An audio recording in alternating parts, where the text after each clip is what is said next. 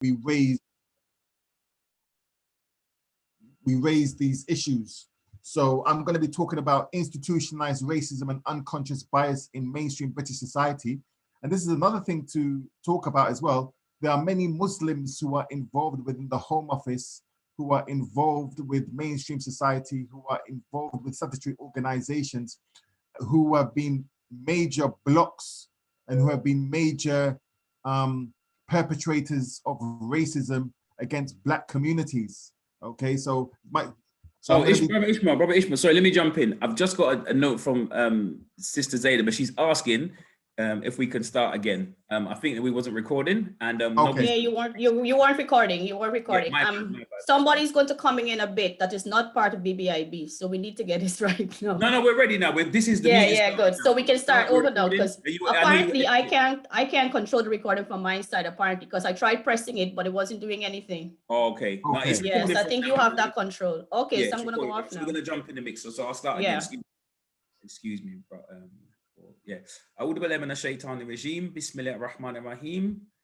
In the name of Allah, the Beneficent, the Merciful, I greet you in the language of peace and of paradise, the language of our mothers and forefathers, with the greeting of Assalamu alaikum.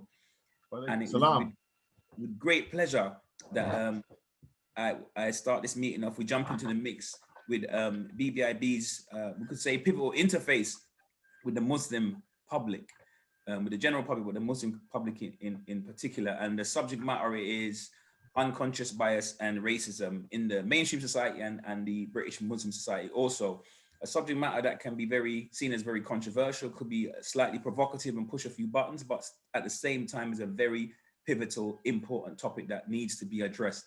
And I feel like Islam being a religion of balance and of the middle ground, we don't want to tippy-toe through the tulips and smooth over and sugarcoat the facts, but neither do we want to go to extremes and be polaristic. So we just want to deal with the mizan and deal with the middle ground and in line with the sunnah. So I'm joined with my esteemed panel, Brother Abdullah, Sister Amina, Brother Ahmed, and Brother Ishmael South is going to take over the mantle, take over the microphone and make his first contribution. So welcome, Brother Ishmael.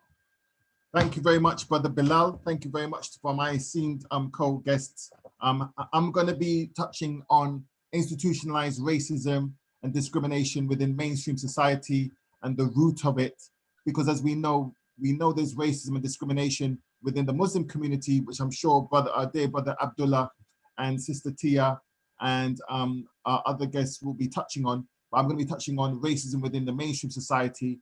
And this has a relevance because there's many Muslims of Asian and Arab descent who are working within the statutory organizations, within the Home Office, within corporate denominations around the UK, which have been guilty of perpetrating institutionalized racism. So I'm going to start sharing my screen. Bismillah.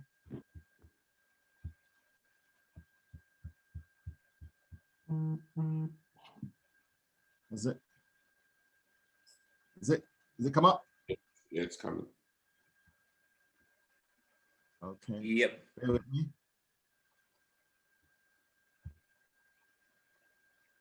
From current slide. Okay, so racism, discrimination awareness with unconscious bias. Most of the panel will know this already, but it's just a reminder to myself and to everyone else. And as we know, because I'm going first, hopefully people will join in later as well. So I go into what racism is. Where does racism comes from? So racism comes from a misunderstanding of religious theology and depiction, which we know, the hate of the unknown, and eugenics. So the misunderstanding of religious theology and depiction, i.e. the curse of Ham, which is a theory which was not based on any fact. It was just some religious theologians who came up with the idea. In the book of Genesis, there's an incident when one of the sons of Ham was naked upon his father, Noah, peace be upon him, and Noah cursed his son Ham. And this is a fact, but then what some religious theologians done, inflicted with their racism and hatred of Black people, they said that all Black people are descendants of Ham. And this was used in the justification of slavery and racism against Black people. Now, when I embraced Islam, I was shocked to my dismay when I was reading books on tafsir and reading various books on religious understanding, that they would also be quoting this curse of Ham incident as well. Because I went to an Islamic scholar, and his reply to me was, in politeness, I don't read no book unless it's over 700 years old.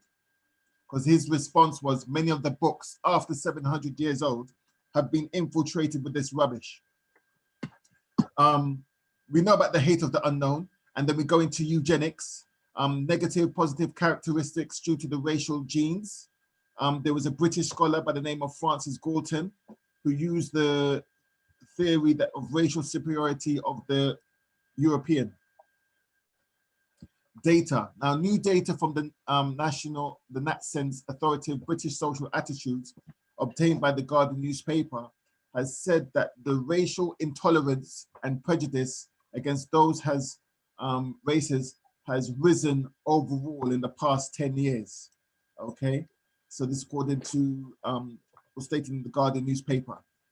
And where to go to support. So there's some people, recently we had to do a training program with a housing youth group. They're working with outreach workers and support workers.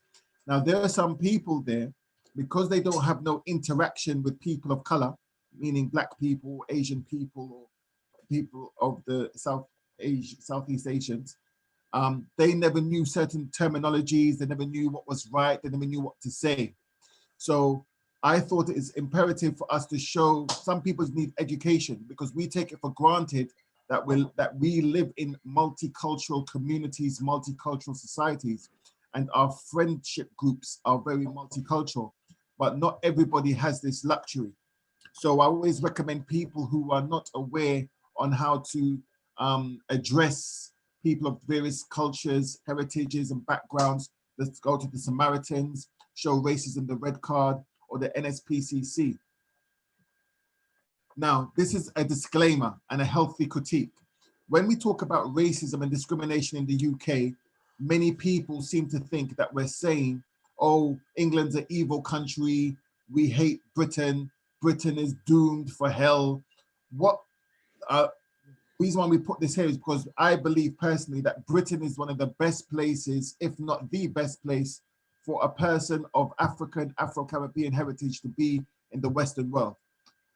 Because we have more justice here compared to many other countries. We have more freedoms here than any other country, and we have more respect here than any other country.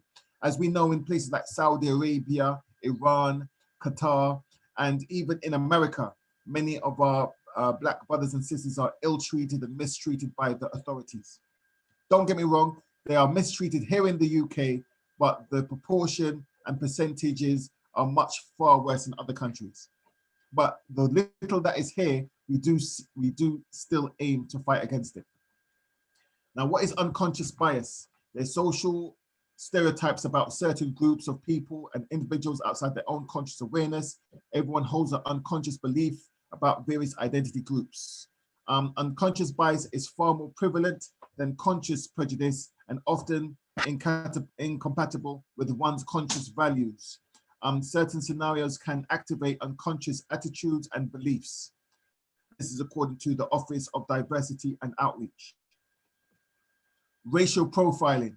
Racial profiling is a reality that we see in communities, and is not only among the police, it's among the Secret Service, it's among all form of law enforcement organizations or agencies, and it's the use of race or ethnicity as grounds for suspecting someone of having committed a crime. Now, the two main people, the two pictures I have here are one of this couple, they're athletes, and they were wrongly accused of being drug dealers by a local police officer, whereby they were harassed and they were attacked by police. They couldn't understand why they were driving such a nice car and where they were living, and they assumed that they were drug dealers and got attacked.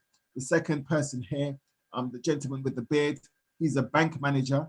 And because he's a bank manager, he's living a high-flying lifestyle. He was persecuted by the police force because they said, for you to be having that car, for you to be having this house, you must be selling drugs as well as doing your job. And they persecuted him. He went through certain hardships where he was forced to leave his job. And they tried for many years and they had no shred of evidence of him selling any drugs. So these are two examples of thousands, and that's just in the UK alone. Microaggression. Microaggressions are the peppering of small offhand comments that without malicious intent prompt uncomfortable feelings of racism and discrimination. Now, many people face microaggressions. As a person who does workshops in schools, I meet a lot of young Black youths in schools who say when they're speaking to teachers, they feel the teachers always think that they're dumb, think that they're stupid. They assume that because they're Black, they don't understand things, or they make snide comments about being in a gang, or make snide comments about eating chicken, snide comments about little stereotypes about smoking spliff and weed, okay, because you're being Black. And these are microaggressions. And there are many Black people who work in the, how can you say, corporate UK, who when they ascend to the higher echelons of management, fall victim to microaggressions on a regular occasion. So it's a term used for brief and commonplace daily verbal, behavioral, environmental, whether intentional or unintentional, that communicates hostile, derogatory, or negative prejudicial wordings to marginalized groups. Brother Ishmael, just wanted to bring some, Brother Ishmael, can you hear me? Just wanted to bring something to your attention. Yes, I can. Your slides are still on the first page. So if you want to hit your, move the slides along so people can follow the slides even, mashallah, because you got all that beautiful information. It's on the first page? Yeah, you're still on the first page. How is that? Your screen share is being paused. Why is that? Not sure. We can hit window you're breaking down the knowledge. The shared application. No, you should be fine to continue sharing your screen. It's being shared. It's fine. Is it okay? I'll do it again. Hold on. Yeah. Sorry about that. Thank you for telling me. No problem. Can you see it now? Yeah, we can see the slides, but I think you need to, there you go. Boom in the room. Yes, Thank you for telling me. As long as you're breaking down, bro. Nice one. No, thank you.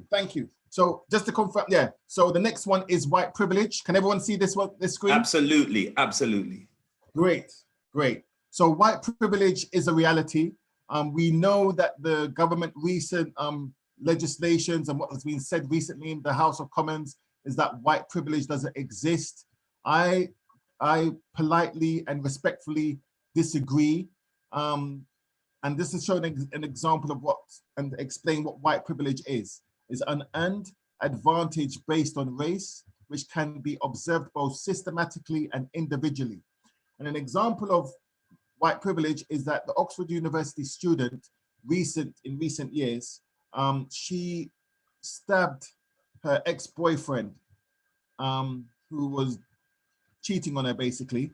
And when she stabbed him, she went to court. Thankfully, he survived. And when she went to court, the judge said, "Oh, you're a lady with a lot of promise and you've got a future ahead of you." And he was able to drop all charges against her. So this is an example of white privilege, because as we know, whether we like it or not, if it was a Black student in the same position, we have to ask the question, would the judge shown such mercy and such consideration? Now, this is a controversial thing, which I'm going to say now. Not all white privilege is bad. Okay, I'm going to say that again. Not all white privilege is bad. And the reason why I say that, because there are many people who are white British from this country who support positive Black community causes. And what they do is they utilize their white privilege in supporting Black community causes or BAME community causes or Muslim community causes that are beneficial for communities. So I'll give you an example. There was an organization that I knew, sorry, I still know them now. They do a lot of work against gang crime in the community. So the people that run the organization, they have tried to engage with the council and with the Home Office for help, okay? So when they've been engaging with the Home Office and the council, they see a lot of prejudice, they see a lot of unconscious bias, they see a lot of microaggression. So they said, we're not gonna talk to you guys no more. We don't wanna know, we don't wanna know. So what happened was there was a young white lady who had her younger brother who was involved in the gang, and they helped to reform her son. So she said, can I help your organization? And they said, no, it's okay. We just do what we do. So what she said, look, what I'll do for you, let me work on behalf of you with the council and with the Home Office to be like an ambassador for your charity and organization. So they thought, okay, they thought about it, they had a meeting, and eventually they agreed. Now that this lady, or white British lady, is their ambassador, they have now built a partnership with the council, where now the council funds them. They've now built a partnership with the Home Office. The Home Office provides them in-kind support. So this is showing that not all white privilege is bad, but that white privilege can be used for good also. Stereotypes, we all know about this. There was a recent campaign done by David Lammy and others where they all wore a hood. All the people you see wearing a hood there, they're all academics, trailblazers, entrepreneurs, and successful professionals. And is an over generalized way of labeling people before we know them, often based on person's cultural background, ethnicity, sexual orientation, disability, age, or nationality. There's an assumption that all Afro-Caribbean men smoke weed. And if you go to a social function and you say you don't smoke weed, they think you're crazy. For example, yeah, stereotypes. Media bias.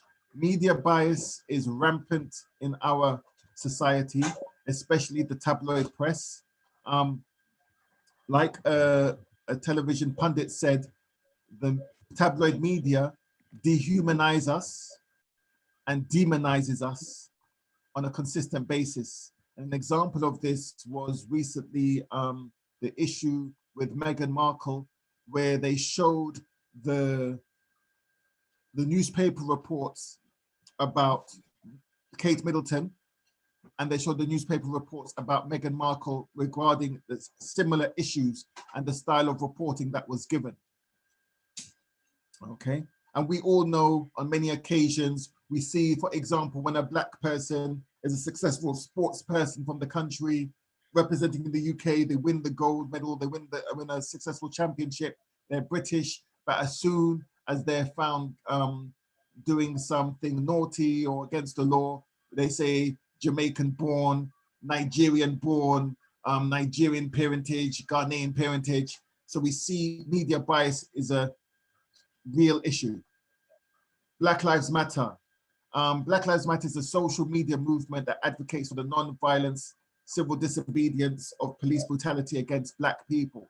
But, okay, I must say we believe and know that all lives matter. So some people think, oh, why are only Black lives matter? What about white lives matter? What about Asian lives matter? What about Chinese lives matter? What about Latino life matter? So that's why we say we believe and know that all lives matter, but nevertheless, due to inequality in society that we see blatantly in communities, we should stress that Black lives matter too. And I must state and stress, even though I'm explaining what Black lives matter, the meaning of it, I must stress is that I'm not a believer in the organization tenets or mission statements. I believe in the slogan that Black lives do matter. And what people and the establishment are not understanding is, I would say, people could correct me if I'm wrong, most Black people, most people who are of African, Afro-Caribbean heritage, we do believe that Black lives do matter, of course, but that doesn't mean we necessarily agree with the tenets of the organization.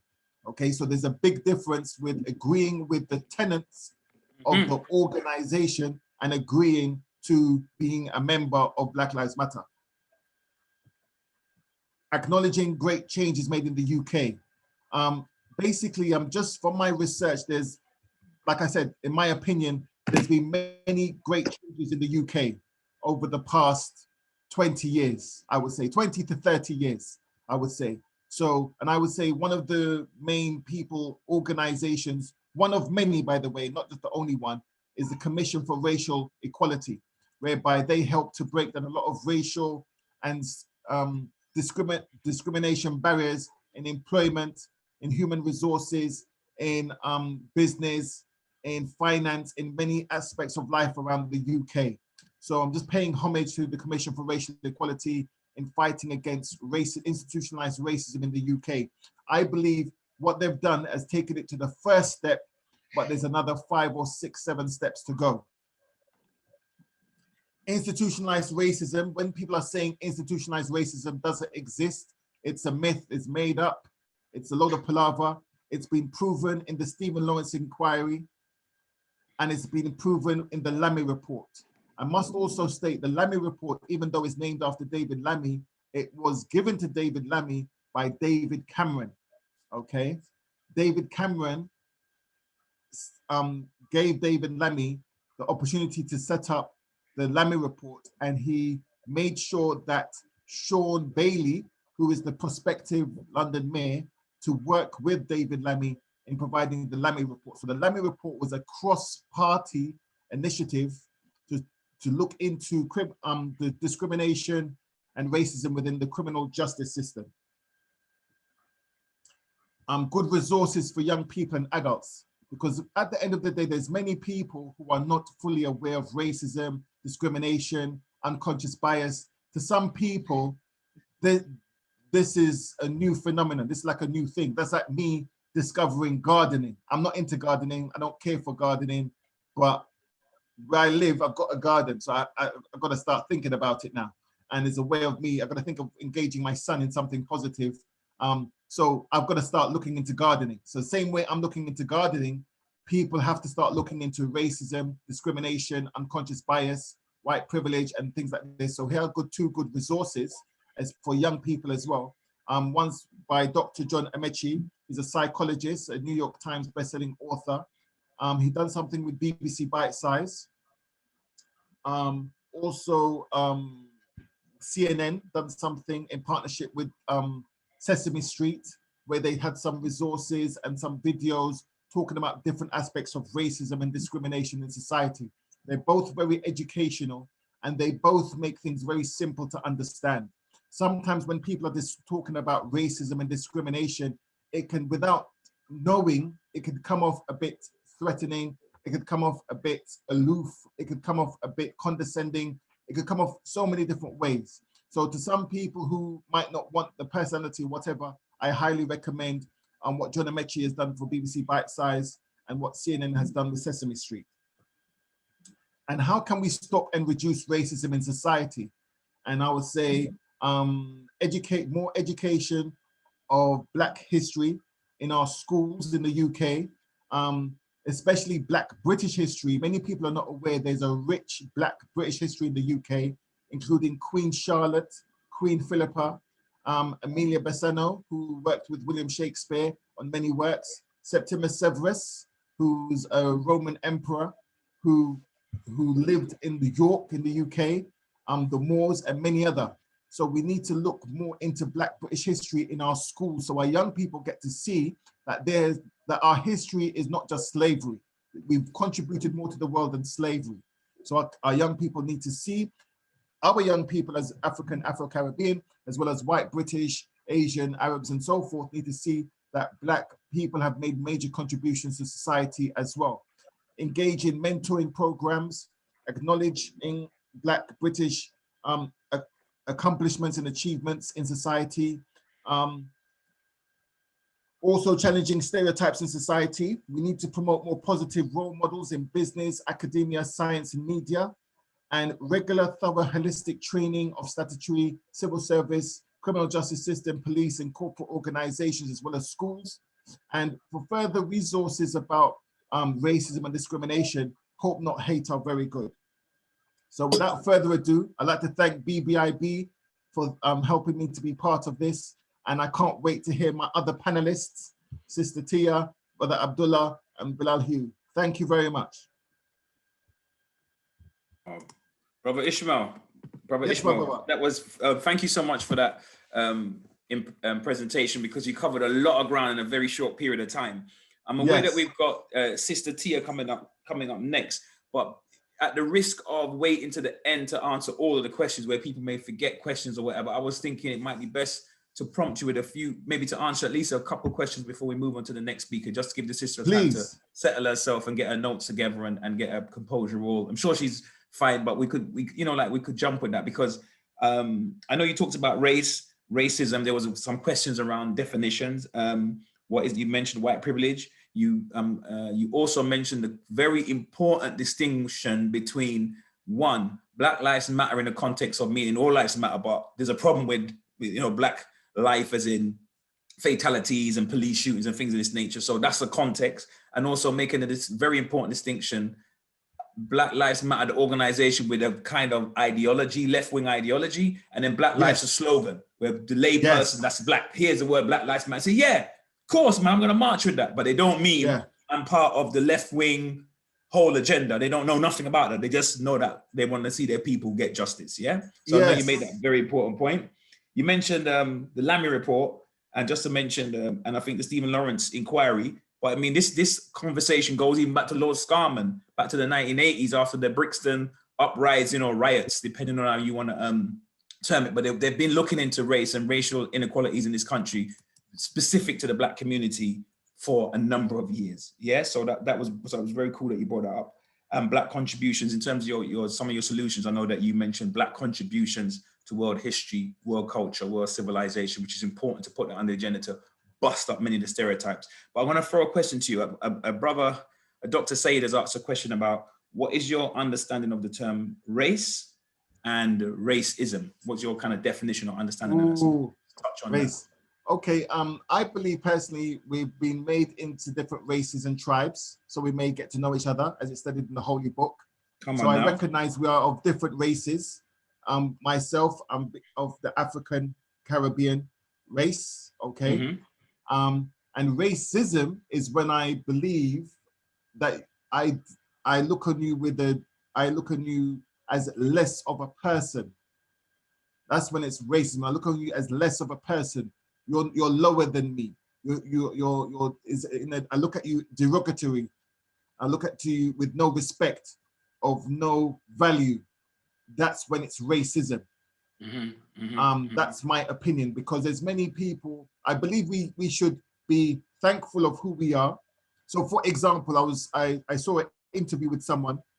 He's a successful young Black man, and he said his stepfather was Jewish, was a white Jew, okay?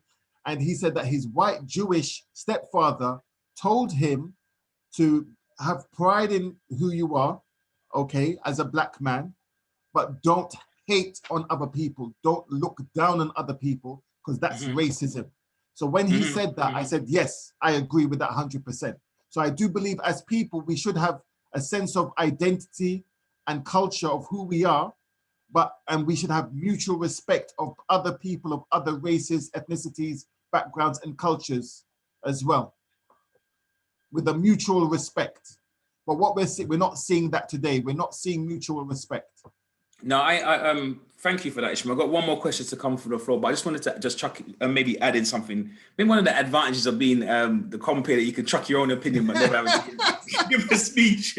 Yeah, but I know for some people they would say, for example, that race is not a proven scientific fact, that the human race essentially is one race. But these become language games, because we know that there's some kind of group distinction, group identity, right? Where we say ethnic, where we say racial, where we say cultural, where we say linguistic. We know that, for example, I mentioned the Stephen Lawrence report. Stephen Lawrence was killed. Yeah, he was murdered. I can't go to Doreen Lawrence and Neville Lawrence and say, there's only one race, the human race. Yes. You know what I'm trying to say to you? This is getting technical. People suffer injustice, people are butchered, or people are maligned, or people are held back educationally, or in terms of housing and opportunity to go into higher education because of their so-called race. So when we get into the language game about race doesn't exist, or the Quran doesn't mention the word race, or do you understand? When we know from the history, Abu Zar, you son of a Black woman, we understand something was going on, and Islamically is not correct. So we're clear about that. So we don't want to get caught up in the language game. but I just wanted to sort of support some of the points you were saying. But also just to forward one more question before I bring Sister Tia D in, is what is one of the questions was white privilege and how is that related to white supremacy? What's your thoughts about that? That's different now. As we know, white privilege, white supremacy. Okay, now I'm gonna say another, like for example, we know about this recent Windrush situation. Okay, now people diss him, whether it or not. I'm not gonna go into that. I'm gonna give you a fine example. Piers Morgan and Susanna Reid of the Breakfast GMB, they invited on victims of the Windrush scandal to GMB. Then they also invited on some members of the British government who are supposed to be dealing with this issue. Okay. And Piers Morgan, I believe, was utilizing his white privilege as a man of privilege in berating and attacking the government in the representative that were there of their stupidity, of their incompetence, on their mishandling of the Windrush situation. And the outcome of that is that the few Windrush scandal victims that were present at that show, they've now received compensation. They've now been given an apology. Good. So I believe that is a positive way of how white privilege can be used. For good, okay? Now, white supremacy is when you believe the white man is the best and everyone else is evil, i.e. Hitler, for example. So people forget, Hitler never only gassed the people of the Jewish faith, he also killed many blacks as well. He killed in Namibia, that's right, in Namibia, isn't it? In Shark Island. Yeah, he killed many blacks as well. And we forget. So white supremacy is when you dehumanize people of other races and only believe that white people are good and everyone else are evil, everyone else are scum, and everyone else is bad. Now, white privilege, now we have to be honest. Britain is a majority white country. I've got no issue with that, okay? I believe, be fair as well, I believe there's more justice for black people here in white Britain than in Arab Saudi Arabia and in Persian Iran. That's another TV show, but we go into that later. But what I believe, so what it is with white supremacy is when you believe that white people are the best and everyone else are scum, and that it's okay for me to mistreat you, do evil things to you, and get away with it because I'm white. That is a difference between white privilege and white supremacy. Oh, sorry, another thing about white supremacy as well, white supremacy in most cases has always gone overboard in killing innocent women and children. White privilege is someone who, first of all, it takes for white people to recognize it, because the reality is most don't really recognize it. They just think it's normal. Like I said, I've got a garden outside. I'm not really into gardening. So that gardening is not on my radar. So I would honestly say, from my experience, because before I got involved in this work, I used to work in banking. So I used to meet with a lot of bank managers to do presentations and so forth. And what I realized is a lot of bank managers, the so-called elitist white people, they don't really think about race. It's not on their radar. So the ones that do recognize it and recognize that there's a privilege for white people in this white society, there's two ways for them. They could use it for good, or they could use it for bad, or they could just keep on going. So those are the three options. And I would say that those are the two main differences. No, I hear that, brother. I hear that, and everybody heard that, and appreciate you breaking that down, because it's not the easiest. This is not the easiest subject, but we're gonna get to the white of the bone. We're gonna get right down to it. And there's gonna be no tippy-toeing through the tulips. Yes. Walaikum salam. I want to add to this the issue about race. Personally, for me, I take race on a different level. Okay, this issue about racism and the issue about race. The brother quoted the Quran and he mentioned that Allah made us into tribes and nations or peoples. Okay, so this word race, or this concept of racism, is actually like a false misnomer. It's a false reality, man. It doesn't read to me. I hear your opinion, I've heard the other brother's opinion. I know this talk isn't about yeah, brother Abdullah, but to be fair, not to cut you, but you are one of our key panelists that you're gonna have the microphone to load your views and perspectives and stuff like that. So I'm gonna ask you, only because of time management, but definitely want to hear from you, to just allow me to bring in Sister Tia D, who's gonna speak about racism from a sister's perspective. So if I can just ask her to unmute herself and to jump in and make a presentation, we definitely want to come back to you, brother Abdullah. Definitely, inshallah. Is the sister, I believe the sister's there, if she can raise her hand or unmute her mic. Or possibly, quite possibly, she hasn't joined us just as yet. So what we're gonna do is we're gonna move on to our next speaker, which might even be you, brother Abdullah, if I'm not mistaken. Oh, isn't that perfect timing? That's qadr, yeah? Regarding to me, first of all, I didn't plan a presentation as such, like our noble brother Ishmael. But I just wanted to raise, because first of all, to me, the answer to the question of the topic is, I think it's no. So rather than dealing with, or for me personally, I think a lot of us, even some of the brothers or the people who are listening to this presentation, we already know some of these answers, and we already discussed this, and we keep discussing it over and over and over again. And I think we need to go beyond this talk shop stuff. For me, in fact, this is maybe the first time I've really come or made an effort to publicly talk about certain things, because it's depressing. Every minute you're hearing the same thing. Let's come with something different. Let's do something, not just talk about it. For me, so what I wanted to raise the 3 key points. I think we need to be more prescriptive, give solutions to these problems. What can we do? So for me, I looked at 3 things, okay? First of all, it's to do with the concept of self-determination. Self-determination, yeah? And they're very obvious.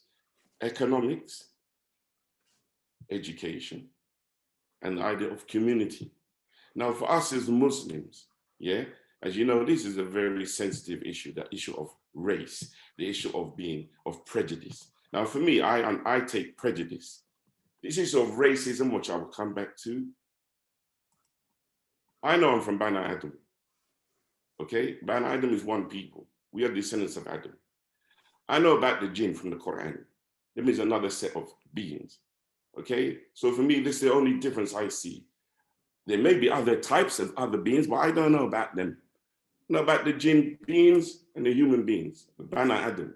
So I look at things, I don't see things as race. This is a construct to divide people, okay? We as Muslims need to bring people together, not to divide people, all right? So it's about getting to know each other and to recognize difference, not in a sense of to make more division, to recognize difference, to bring people together, because the essence of our deen is Tawheed, which is unity, the oneness, okay? We need to maintain the oneness, but it doesn't mean you can't be critical. It doesn't mean that you can't say something or say something that is challenging to somebody, okay? So for me, my piece here is the idea of, okay, we're talking about unbiased or this issue of racism, okay? All right, we can deal with that in another way. But for me, I'm looking at the issue that we have in England, in the British society, problems with people from different tribes, if you want to put it like that, or different nations.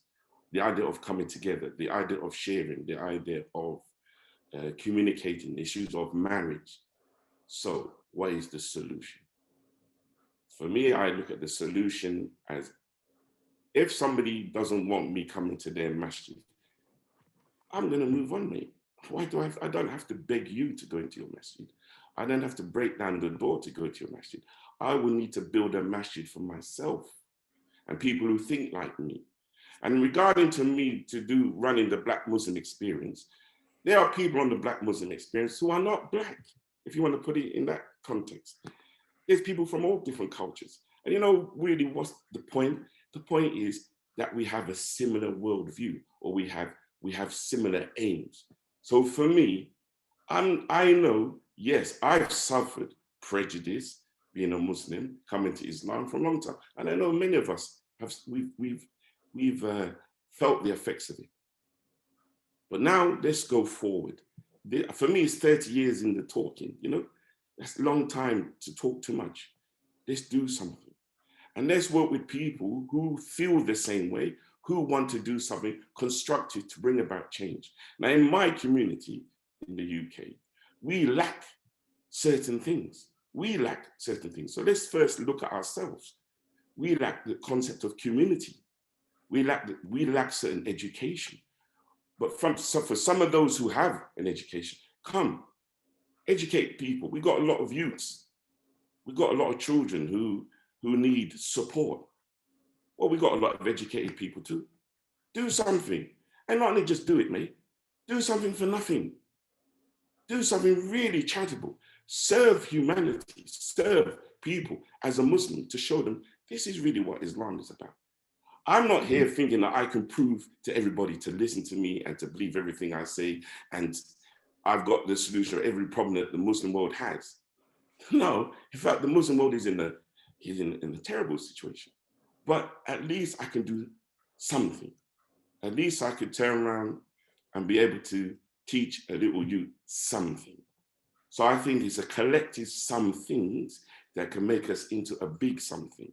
And I think in the UK specifically, I think a lot of youth culture is heavily influenced by Black culture. Wherever they are, I think we need to start to develop education in the way that we can develop leadership. For me personally, I think that we could take, I've said this before, we have the Panthers, we have the Nation of Islam, we have a lot of organizations that people may question. I'm not interested to their Aqidah. I'm looking at what the social programs that they did, the kind of things that they did to help the community. And the community wasn't just themselves. The community was where they were. So we need to recognize the time and place where we are at now in the world, and not to allow people to put us in a box and say, well, you're only doing this. We need to avoid people stereotyping. If they're going to do it, you can't stop people, but don't try to minimize it. That's why, to me, when we start with this issue of race, when you start talking about that word race and racism, straight away, people are going to feel cut off. So for me, I understand prejudice, yeah, I can take that. I've suffered a lot of prejudice. I've suffered a lot of racism, and I don't mean it in the race difference, really meaning prejudice.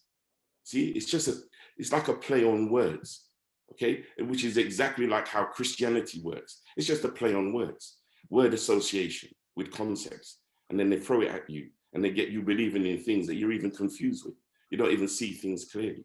For me, the Quran is what we're supposed to see things through the vision of the Quran, through the lens of the Quran.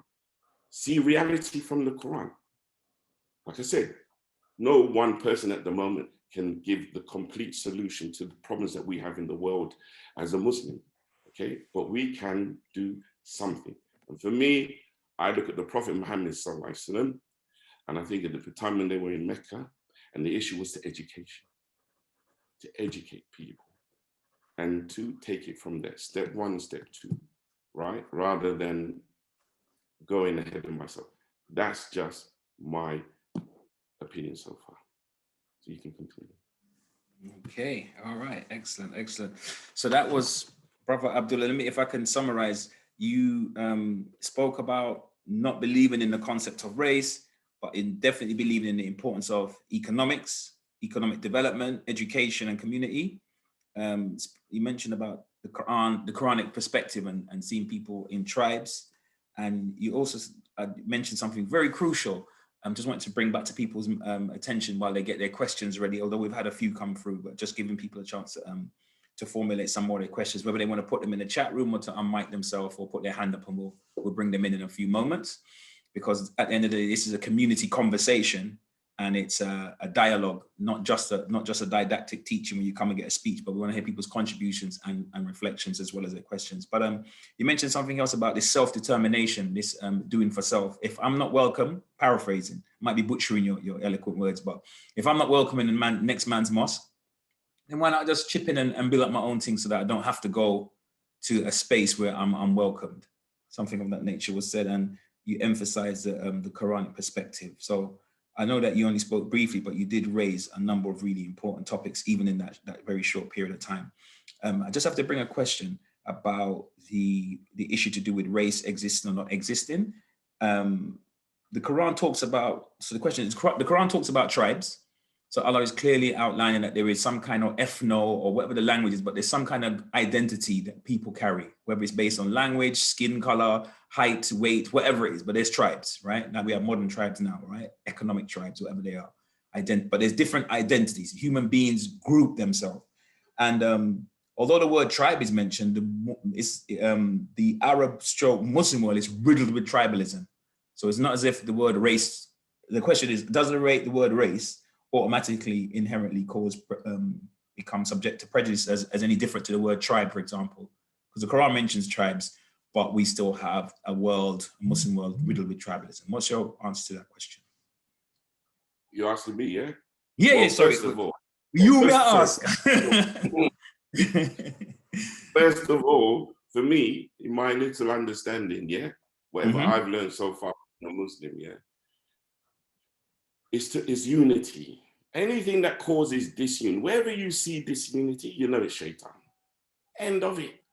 Wherever you know there's disunity, wherever you see disunity, wherever you see fitna, or disunity itself can cause fitna. So for me personally, as I said, I personally like to allow myself, as much as I can, allow the Quran to be my guide, and have the tradition of the Prophet Muhammad to give me the advice to do it as well. You understand? We need to see reality from the one that is reality, not what a constructed reality of what the world that we're living in. What they've constructed a reality in our minds. Do you understand? It's in our thoughts. We're looking at things, we're seeing things, but some people cannot really see. You understand? They're looking at reality, but they don't really see reality. They see reality from whatever perception they've got in their mind, the concept that they have in their mind. So these, to me, this issue about racism, you see, then you get Darwin's theory, you understand? All of this, and then this white supremacy, all of this thing really is all about, as the brother mentioned, as I looked at what you wrote, it's all about power. And how the Europeans in themselves have constructed this power system. You understand? That in itself is a big topic, and I'm not a specialist in it. I'm just looking at things in a very simplistic way. What can I do? What little bit can I contribute in the process of trying to change people's perceptions of reality, i.e. talking to people who are not Muslim? Now, when we're looking at people who are Muslim, how can we be mu'min? How can we be believers? We need to go forward. All right, we've embraced Islam. How can we now be people of Iman rather than just talking and doing the basics? Let's challenge ourselves, all of us. No one is perfect in this. We need to go to that stage. We need to try and work to, like I said, to serve humanity, to do whatever you can in your space and time that Allah's given us, okay? And that's it. So I don't really want to get bogged down into things that ends up where we just miss the target. We have an objective. Let's not allow things to sideline us with our objectives. And I think first objective innerly is to be a better person. And as believers, to become believers, to strive to be believers, to serve humanity, and to do sometimes something for nothing, for the sake of what we believe in, which is Islam. And that's why I believe it's about community. And community is not by cutting off other people. The kind of prejudice that I've had to tolerate before I embraced Islam, you know, I'd react completely different. But as the years have gone on and I've learned a little bit more and I've got older, then you realize, well, do they really understand themselves, the kind of problems that they have? As Muslims, if we're finding other Muslims that you mentioned in the world that are doing things they shouldn't really be doing, that goes to tell you, if the Prophet Muhammad Sallallahu is the guide of the believers, of the Muslims, and they're doing something that contradicts him or contradicts directly what Allah has told us to do or not to do, and you know there's something wrong. I think in the context of what's happening in the UK or what BBIB is trying to do, it's trying to reach out, but not reach out in a way to cause division. It's to reach out to bring unity. And we can bring about unity by talking, by finding solutions, by coming to a common ground, okay, and working together. And I think that's it. And that's a very difficult thing to do in this time, but it doesn't mean that we shouldn't be working to do it. Excellent point, excellent point. So there are a few more questions, but I just want to remind you all that you are all invited to ask your questions by unmuting, putting your hand up, and if you can, if I call you out, unmute yourself and ask your question, or you can put it in the chat room, but we'll keep chopping it up, as they say, until we people intervene with other questions. But based on some of the speak in the chat room, there's a comment that says, the truth is that we can only unify, but we need to be honest about the despicable racism. That word keeps coming back and haunting us, Abdullah. I'm going to push you on that, yeah, that exists in our current ummah. We can't say that we don't see color. That is a cop-out. And I'm going to add a little tafsir to that.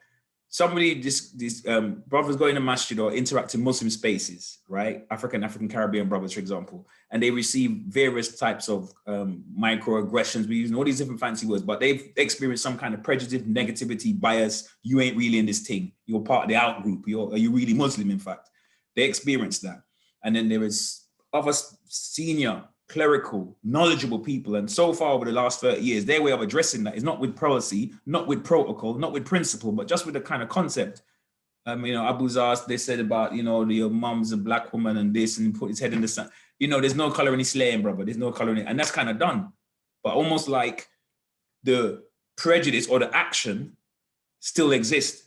And we know that prejudice comes in different forms. As I said, it could be just words. It could be just exclusion from groups, cold shoulder. It could be policies that affect people's education, housing, whatever the case may be. In the Muslim circles, it might be access to going abroad and studying at a deeper level because you might not be seen as suitable, or your iman is questioned, but whatever it is, it exists. So do we do a Stevie Wonder thing in a colorblind society, or is it another way of dealing with the injustice? Even if we fix the label and fix the language to make some people comfortable, can we still really talk about the problem and address it at an institutional level? Because sometimes it's not just about the individual, but it's about the institutions that keep up this kind of behavior, that stamp it, gold seal it, and give it an orthodoxy. What say you? Okay, so yeah, color blindness. I'm not colorblind at all. But then colorblind and racism, are they the same? I don't think they're the same. I've got a different complexion than my own brother. Does that mean that, you know, we even in the Caribbean, we've had this problem of shadism. It's been in the Caribbean. People look down on darker skinned people. I remember when I was a kid, this is something that happened in Barbados. The darker you were treated differently.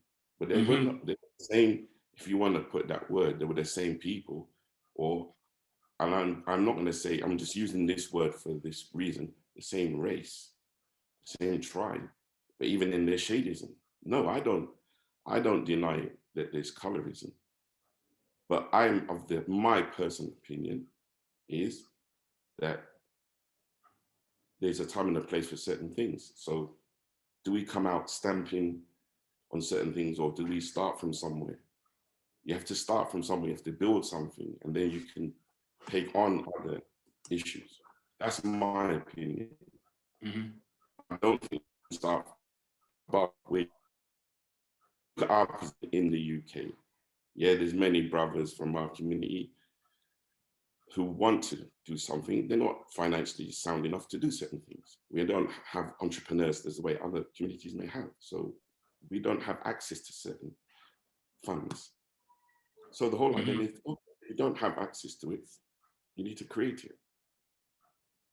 And that's no, good point. Colorism does exist, whether it's to do with, I mean, prejudice exists within people who might be classified as a quote unquote same race. We know the caste system exists and it's alive and well. And I believe, this is my opinion again, having the privilege of being the host to truck in my own opinion, that I believe it spilled over heavily into the Muslim world. And it kind of shows up in hearing from Black sisters when it comes to things like marriage and things of this nature, that the caste system is unfortunately alive and well.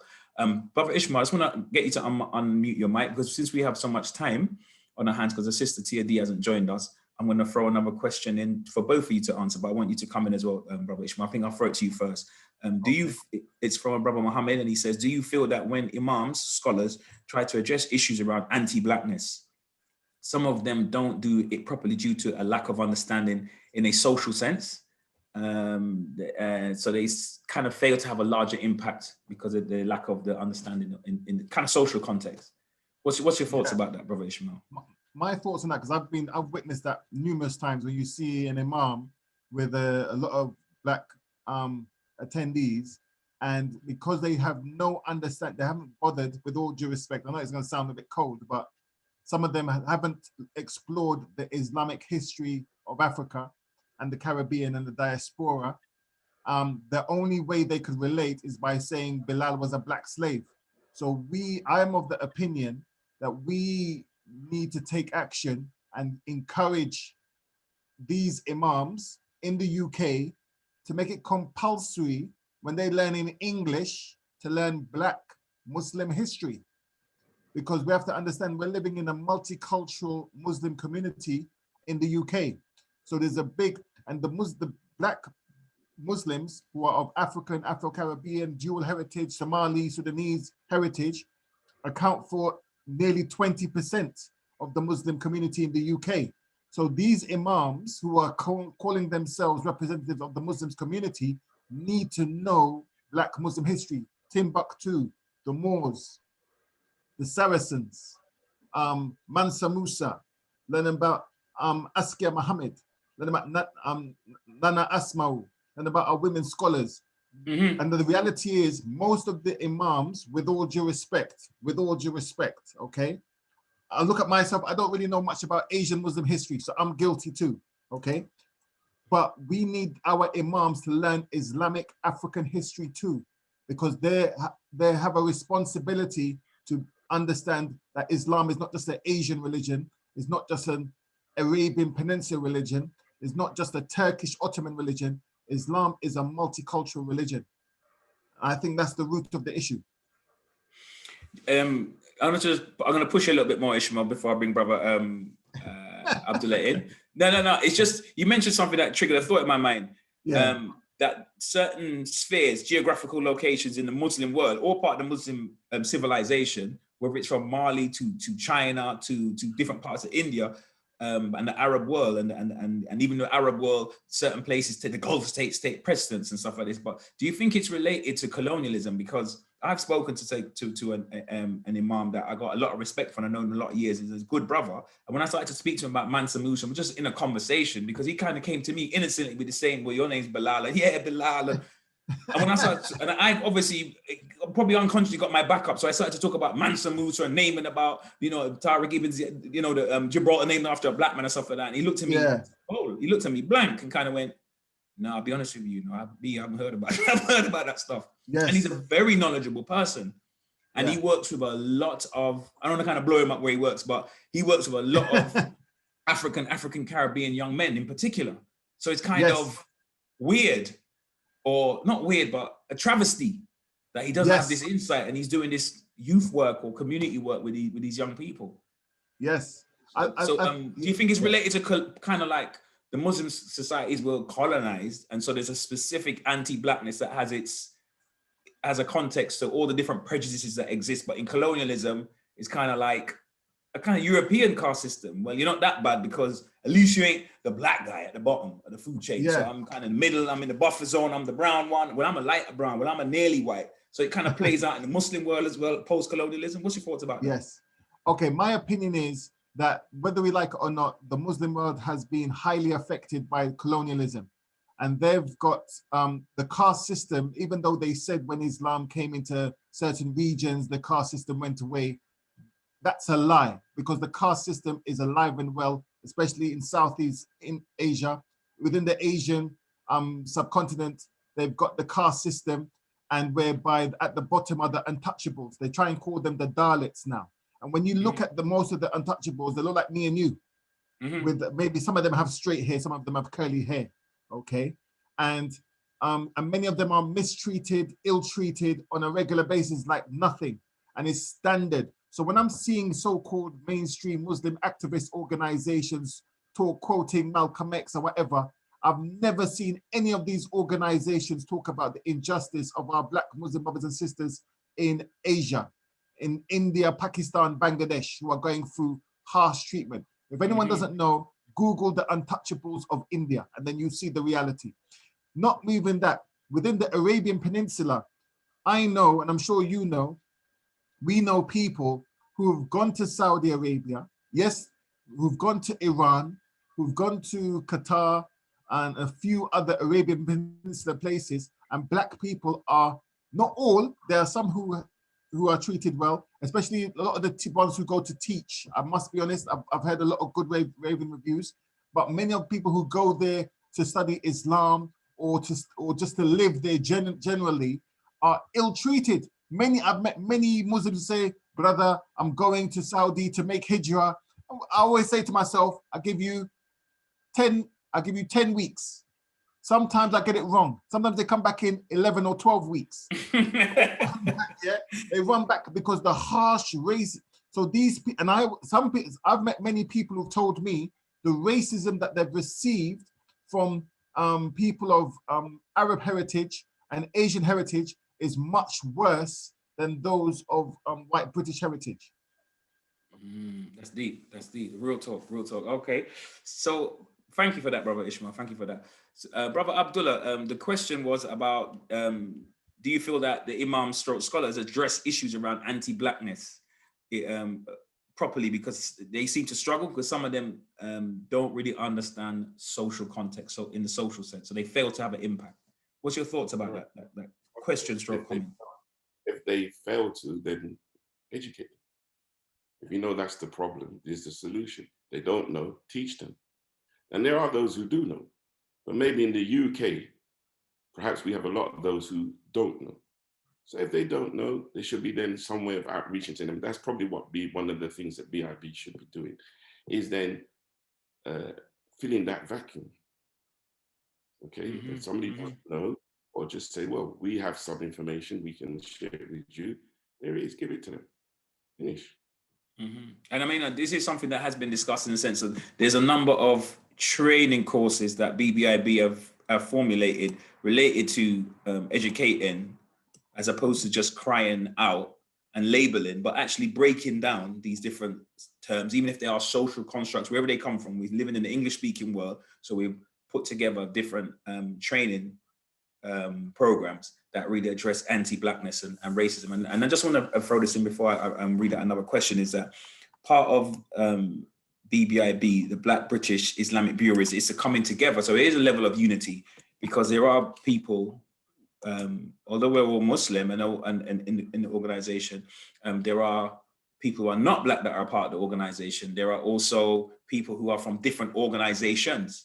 So it's a bureau, as in like a conglomeration. So we already started a process of unity. You've got the Salam Project, you've got the Black Muslim Experience, you've got Emotional Insight, you've got Islamic Action. So there's different organizations that's already come together, and different people from different walks of life to really address this issue. And it did take a Black man getting murdered on film in the bastion of democracy in the Western world, George Floyd, let's remember, that really did kind of spark things in the mainstream society. And also it caused a Muslim community to kind of have to look inward. And there was a lot of talk about racism or prejudice or anti-Blackness, in not just a generic racism, but a specific anti-Blackness type of cancer that was in the Muslim community. There was TV stations, vloggers, bloggers, floggers, they were all at it. over the summer when the George Floyd thing happened. But we're saying that we don't want to be people who move with the trend. We want to move with the principle that this is something that needs to be addressed. So just to pick up on that point, yeah, there is solutions in terms of education, in terms of dialogue, in terms of sitting down and breaking bread with our Muslim brothers from different backgrounds to kind of like change perceptions, change people's perceptions of reality. And I think that's very important. Which obviously this talk, from what I know, wasn't really going down that direction, but I'm going to raise an issue. You mentioned about the shooting or what's been happening in America. We want to get down to the real nitty gritty. Yeah, the reality is, yeah, the system of white supremacy is the biggest evil there is. And it's got many manifestations. And it has even manifested itself. It's actually in the whole world. Everyone's been affected by it. Okay? The Muslim world has been affected by white supremacy. End of. Everywhere has been affected by white supremacy. Everybody has been affected by white supremacy and its manifestations.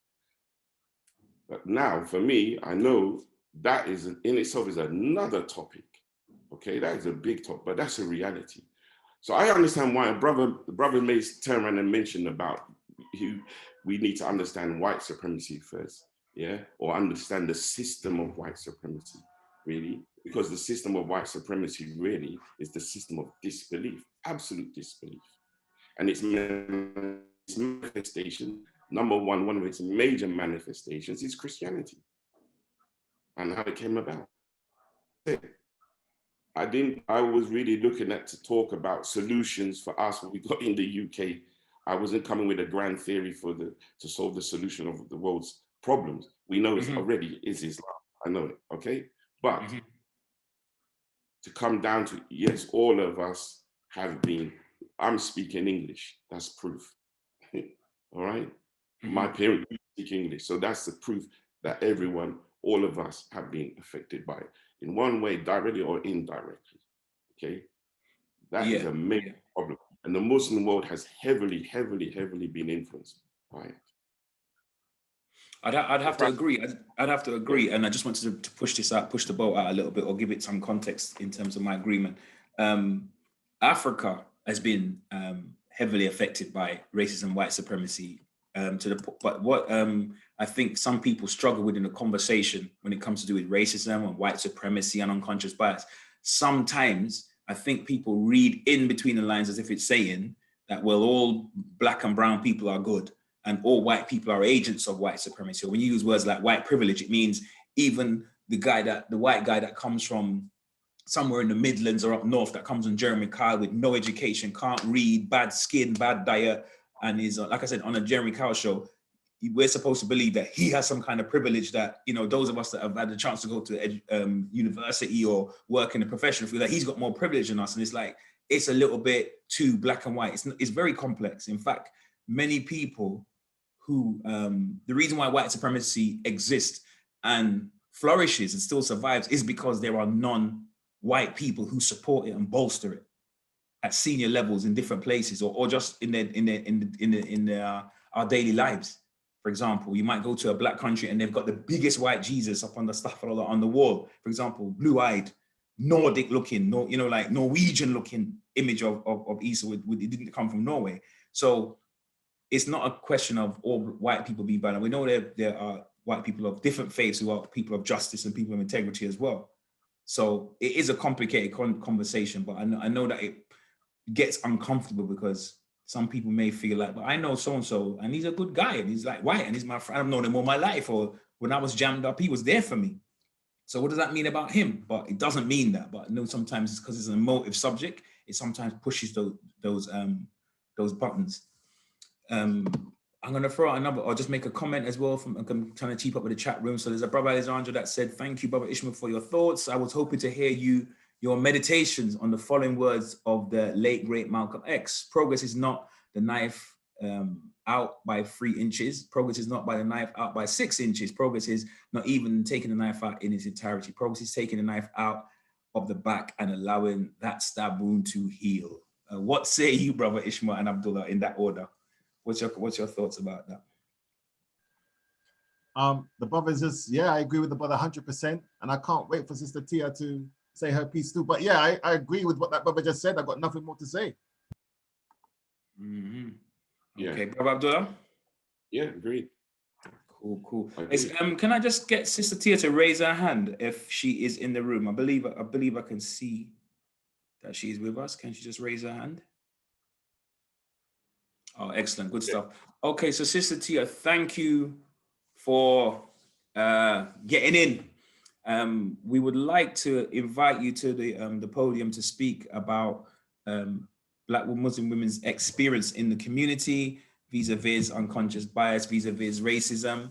And yeah, we've just really pleased that you could be here, and I'm very, very intrigued to hear your words. So if you're okay to just unmic yourself and share your thoughts, you're most welcome. Bismillah. Bismillah, assalamu alaikum. Thank you for inviting me. I hope it's okay I don't come on camera. Not a problem, sister, not a problem. Feel more comfortable, thank you. But yeah, I've really enjoyed hearing what everyone has to say. I actually wanted to put a point about, in terms of white supremacy and actually supporting that. I think it's easy to forget certain things that you do are supporting that, and I wanted to come on here and talk about, particularly as someone that's a convert. I wasn't born Muslim. It can be quite hard to feel isolated and to feel like, if you don't adhere to white supremacy, you don't really have much to go on. And I think it's easy to separate yourself from, Arabs and Asians, and it's easy to forget that everyone had a struggle, especially when, I don't know about everyone else, but sometimes it's easy not to educate yourself about other people's history. But everyone has had a struggle, to the point where, for example, Asians, particularly like Pakistanis or Bengalis, in terms of the systems that they have to go through when it comes to marriage and everything, it's very difficult for them. And, even when it comes to color of their skin, the darker you are, the more it's seen as kind of ugly. And they do have their own words for dark skin that are basically racist words, that come from what they would call a Black person, for example, and it's just seeped into their community, and they refer to themselves as things like that because they don't understand, and it's just been embedded into their culture, and none of it is Islamic. And I think it's really sad that there is no boundaries sometimes between our culture and our religion. But in terms of my experience, I would say when I first converted, I was looking for a community. I'm actually mixed race. I'm half Jamaican and then half English. So, before I even converted, it's harder to fit into certain communities sometimes because you're this or you're this, and it's hard to find your own place. But I did notice, at mosques, community, gatherings like barbecues, Eids, people usually gather in cultural communities. The Arabs, you'll see them all in one place. Asians tend to gather, and I actually found it quite difficult to find a place where I fit in. I live down south, so I feel like it's not like London where, there's a lot more opportunities, more groups, more bigger revert groups, So there wasn't as many options for me. And I think it's hard. It's very cliquey, I would say that. It would just be nice if, as groups, we could educate ourselves and understand that we aren't so different, and it should be Islam is our joining factor that makes us a family rather than our cultures making us a family. I mean, culture is important, don't get me wrong, but I think there is a difference, and there is a time and a place sometimes. Absolutely.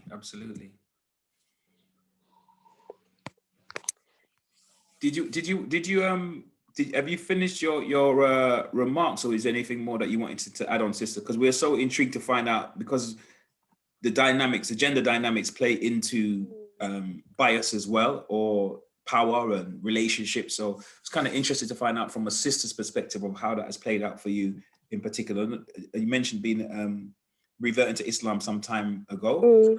Has that been a factor for you as a woman, as a Muslimah? Do you feel like there's been some sort of difference, or it's been the same in terms of how you feel like you've been treated, or friendships and halakas you've been attending, or interactions? How has that been? Yeah, I definitely feel like it's made a huge difference as a woman. I mean, I wear hijab. I started wearing it as soon as I converted, alhamdulillah. And it did change the way that people treated me. I feel like I'm viewed differently. Coming away from Islam, like even with this COVID situation, obviously we have to wear face masks and social distance. But I notice, in stores, if I'm remotely close to someone, it's happened literally a couple of days ago and a week before that, some people actually shout at me and tell me to get away from them. And usually white women, and it's actually it's quite intense and it's quite upsetting. And I thought, oh, maybe it's just because people are scared of the virus, but then I see them literally standing next to the lady in front of them in the queue, or a child will go near them and they won't have the care in the world. And I feel like, maybe they're using the COVID as an excuse to speak to me like that. So that's one thing that I've noticed. Wearing my hijab, my reactions from white people have changed towards me. So would that be a mainstream society, Sister Tia? Like in terms of in the general public, in the general sphere, you now wearing hijab, this identifies you as part of a particular group within the UK, and therefore you being a little bit made to feel like an outsider, a little bit, or pushed aside. Yeah. Is that right? I would say that, yeah. I do feel more of an outsider than I did before. I feel like people feel more, they don't want to talk to me. People used to talk to me in the street or on the train, but now some people just wouldn't even sit next to me, which, is fine. But I feel like it's just Islamophobia, isn't it, really? But then again, when I'm in, around Arabs or Asians, they wouldn't verbally speak to me rudely, but they kind of shy away from speaking to me, or they don't really make much effort compared to another sister that's maybe white. I noticed that they get a lot of attention as reverts.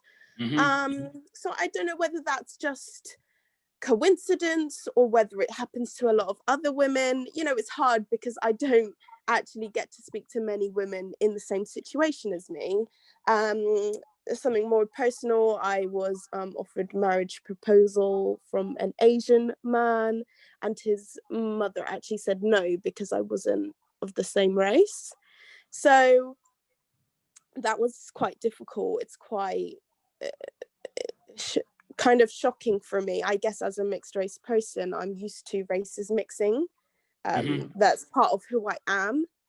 So for someone to say no purely because of what you're born as, rather than who you are as a person and what you could bring to the family, is quite upsetting as well. So yeah, that was quite difficult. No, we're hearing you, sister. We're hearing you. And you mentioned something about, you having an experience, and as a mixed race Black woman, that you may have, been received less warmly than white convert counterparts. But you said, I'm not sure if it was a coincidence.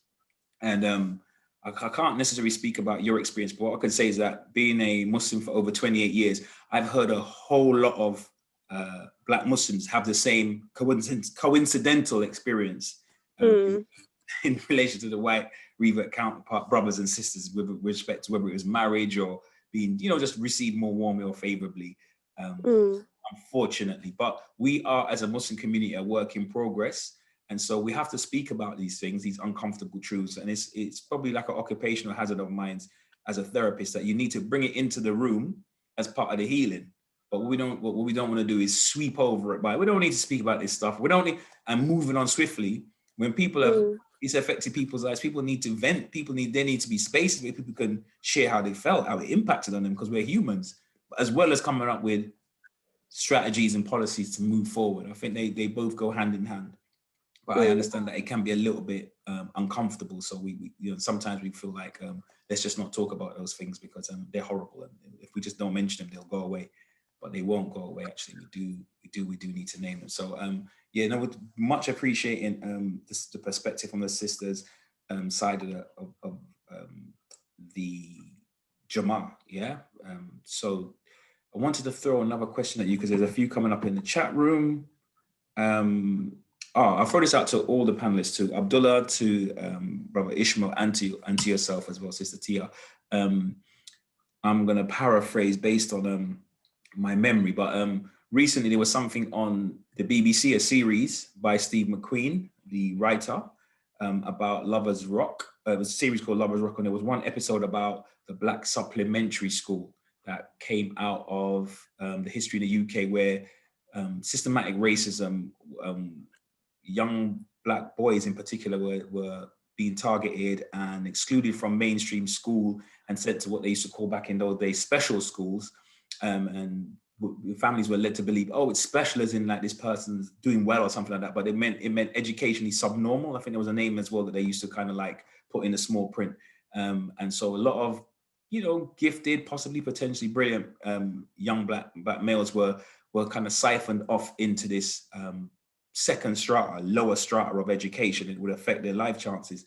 So in the Black community, something emerged as what's called a supplementary school. They would teach Black history to give the children a sense of pride and self-esteem, self-worth, but they would also teach the basic sciences and the English and maths. You need to count your wages and be able to calculate in the workplace. You need to be able to speak the Queen's English and represent yourself on paper or in conversation. And so this came out of this institution came out of a negative fallout. So it wasn't people just complaining about racism. They actually put together something that was quite systematic to challenge the effects, the impact of racism. What is your thoughts of implementing something like that in the Black Muslim community in terms of a supplementary Islamic type Black school, if I can put it in those words? I'm paraphrasing what the question was leading to, kind of, but I hope I've kind of covered it. Could that be a solution? Could that be a solution? Shall I go first? Yeah, go for it, bro. You're unmiked. Go for it, bro. Yeah, okay. Me personally, yes, I believe I think there's many solutions. There's not just one. I believe the solutions are for us to build an economic base, because it's economics, whereby if we get Black Muslim business owners to come together in a network whereby we work together, trade amongst each other, refer each other businesses. That's one, business. Two, with education, I believe is having Black Muslim supplementary schools whereby we teach Islam or everything is, because there might be some non-Muslims, whether what religion you are, but also Black history as well, because identity is very important as well, cultural identity as well. There's one organization doing it called the Black Muslim Forum. A nice lady called Sister Sakina. She has a supplementary school, a Black Muslim supplementary school in North London. MashaAllah. Yeah, and she's always looking for help and assistance. So if anyone wants to, she's always looking for volunteer teachers, volunteer workers, people to facilitate. If anyone wants to know, I could gladly pass on her details. I'll try and find it so I could put it in the chat. So I believe that's part of the solution as well. And thirdly, I think there's another solution, is if we could find a way of getting our scholars, whether a lot of people, there are many scholars of African, Afro-Caribbean heritage in the UK. So for example, we have Sheikh Ayub, we have Sheikh Bilal Brown, we have Sheikh Ibrahim Osseh, we have Sheikh Faisal Bodi, we have so many. So if we could find a way, okay, of getting them together to create some type of council, so we could have a scholarly council a business network council, also supplementary schools, because I'm of the my firm belief and honest understanding is we should not be looking towards certain organizations for help. We should be doing for ourselves. We as a people, we come from Mansa Musa, we come from Timbuktu, we come from Askai Muhammad, we come from the Maroons. So we should not be looking and with a begging bowl to certain organizations to help us. We have the power within ourselves to fund for ourselves. There's a misconception that there's all Black people are poor. That's far from reality. There are many people of African, Afro-Caribbean heritage who are academics, who are trailblazers, who are entrepreneurs, who are business owners. And we need to find ways of tapping into them to support, and us as well. Because when our parents came here in the Windrush, okay, we have to, how did they get their houses? They've done it through partner. They've done it through networking, through businesses. We need to establish that Islamically. So I'm just to be straight with you, I'm part of a Muslim, an African, Afro-Caribbean Muslim partner already. And it's with 15 people. So I believe there needs to be 20. There needs to be 20 African, Afro-Caribbean Muslim partners around it. Because the reality is we could only do things for our community by doing for self. I don't believe we should be asking any other organization to help us. We need to be doing for self. Out of our communities, out of African and Afro-Caribbean communities, I always have to pay homage to the Nigerian community, Nigerian Muslim community. I've got to pay homage to the Ghanaian Muslim community, and the Sierra Leonean Muslim communities. Those communities have set up many mosques around the UK, unknown to many. I had to do an interfaith project for an organization. They hired me to be, and I was shocked. They said my job was to engage with the Nigerian mosques, the Ghanaian mosques, and the Sierra Leonean mosques. I was shocked. There's around over 20 mosques that are Ghanaian, Sierra Leonean, and Ghanaian and Nigerian. I believe that we need to find ways of working in partnership with them so we can do for ourselves, because that's where we come from. Because a lot of these organizations, so-called mainstream umbrella organizations, one, they don't really care about us. They only pretend to care for us because they want to show the government we're caring for Black Muslims, and they go and pimp the government for billions of pounds. And they put some tokens in particular places to make out they're multicultural. But as soon as their funding's cut, those Black what they call them, puppets are the first to go. But anyway, I talk too much, but yes, supplementary schools. Yes, thank you for that, brother Ishmael. Yes. You know, sometimes difficult circumstances creates opportunity for us to be, our ingenuity to come to the fore. Something I want to mention, but I'm going to ask Brother Abdullah to speak on that question first, and then Sister Tia after as well. Can you take the question again, please? Related to the existence or the creation of a kind of Black Islamic supplementary school, similar to what was, created as a Black supplementary school in just the mainstream Black society that was in the UK, based out of a reaction to, racist maligning or marginalization of young Black men, over the 70s and the 80s and things of that nature. The Black Saturday school sprung up. Do we need a Muslim version of that to kind of like counteract some of insulate our young people, our children, our next generation from some of the foolishness what's going on? Let's be honest now. We want to be ideal. We don't want to just be what's the word I'm looking for? Philosophical. There's children's futures on the line in respect to their life chances and their iman. What say you? I agree, and I also agree that obviously most of us in the UK, from the UK, I would say a lot of us from my generation, we had to go to church, We had to go to church. And I can guarantee you that church bus was there to get you, to take you to the church, mate, for the children, you understand? And I think that some of the things that we've learned from our past experiences, from even being in the church, the idea of having youth meetings, the idea of having the youth part, that's very important. I think we can contribute. I think there's things like this that we could do. So yes, supplementary schools are important. Knowledge of self is important. I think it's key. So yeah, 100%. But the thing again, like I said prior, see, we've spoken about these things before. This is not a new conversation. But the problem has been no support, you know, or there's an agenda. What school of thought do you follow? Do you understand? Or are you from this his, or you from that his? You understand? That's usually where there's a problem for getting support. Some people don't want to discuss with you if you don't agree with their opinion. I think we need to go beyond that now. We need to stop this rubbish, to be honest with you. We need to be doing this without carrying other people's cultural baggage, cultural history. We need to do something for the benefit of our community, because we've got a lot of youth that haven't got support in our community. And because of that, they're turning to other things in society. And they may even be looking for friendship in that way as well. I think socialization is key. I think community is key. Having a community, yeah, because they said in it, it's a community that builds a child, is raised by a community from the African perspective. So I think we need to take all where we can find the good and try to do some good. And at the same time, be realistic and recognize, you know, you need to have real targets that you can achieve. You know, not throw your hat too high to something that you can't do. You need to do reachable targets and start again. As I said, I would imagine a lot of us will be starting from point zero.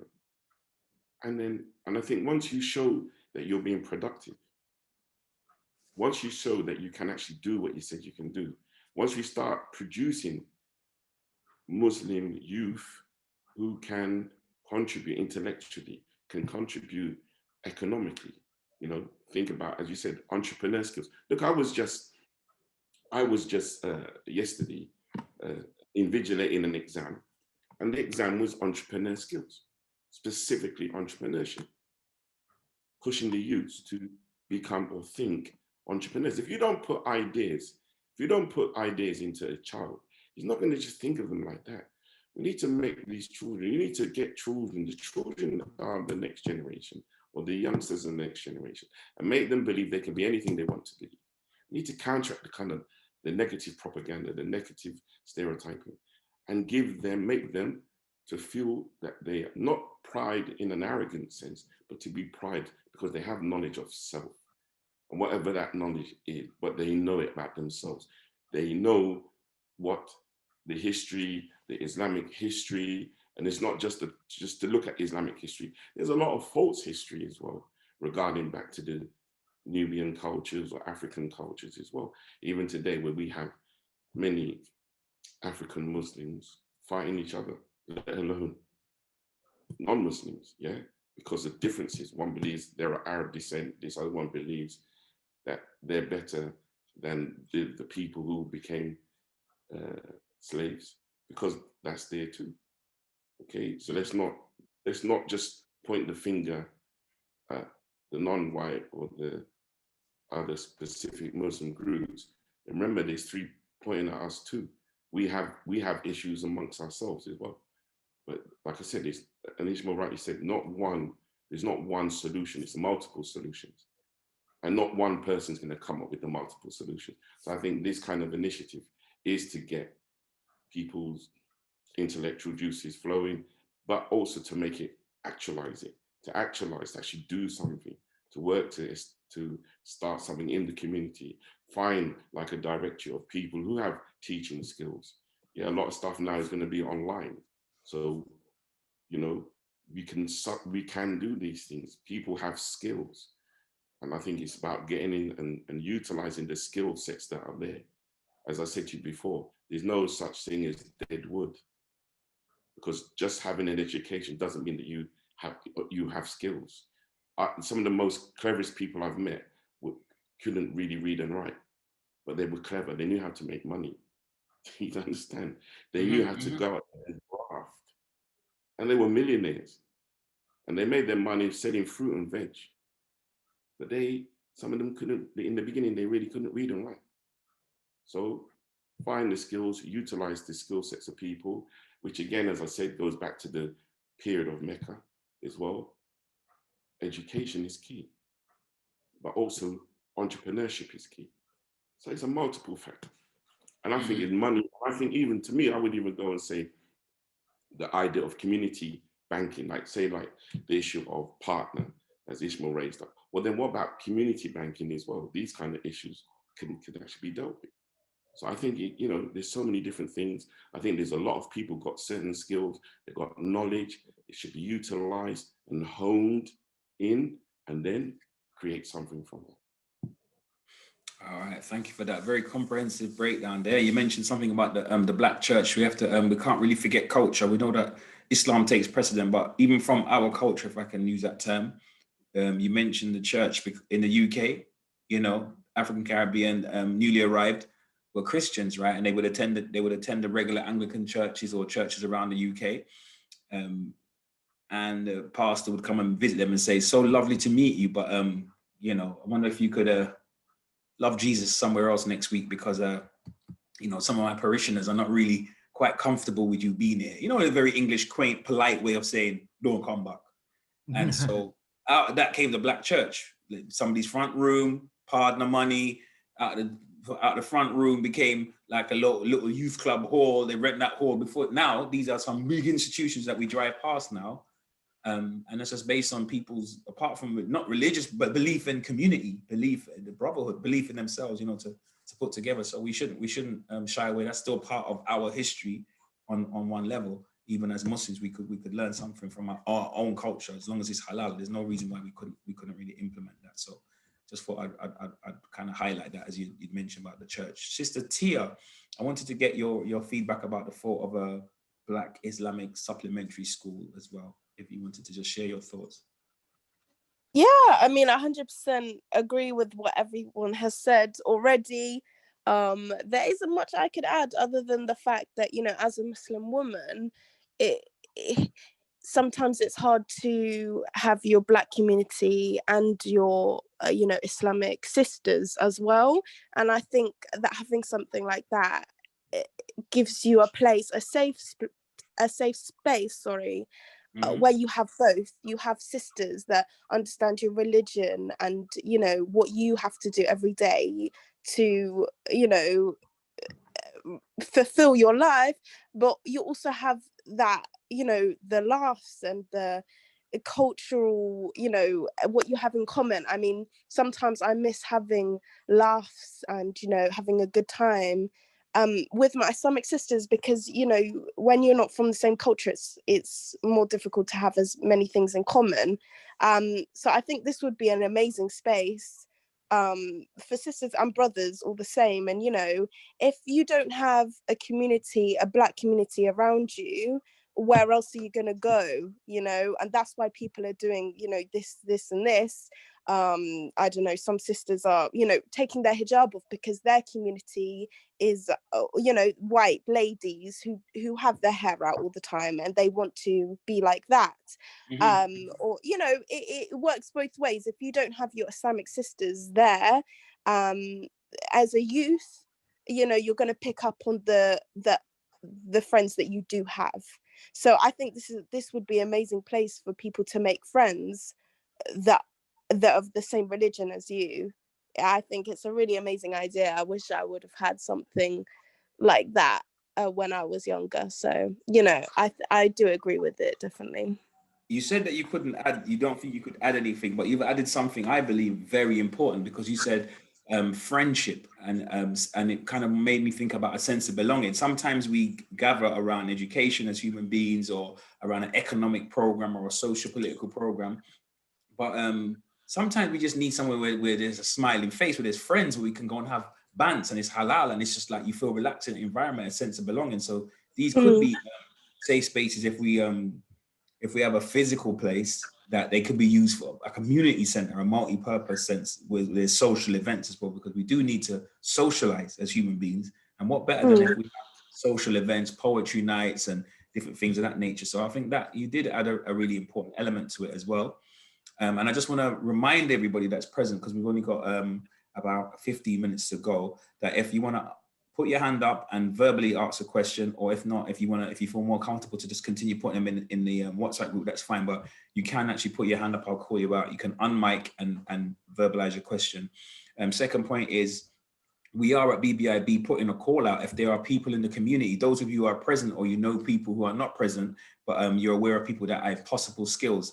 We're on Facebook, or our contact details is our Gmail is on Facebook. You can contact us if you'd like to contribute in any way, with time, with expertise, with funds, with a vision, with a perspective related to education or anything of that nature.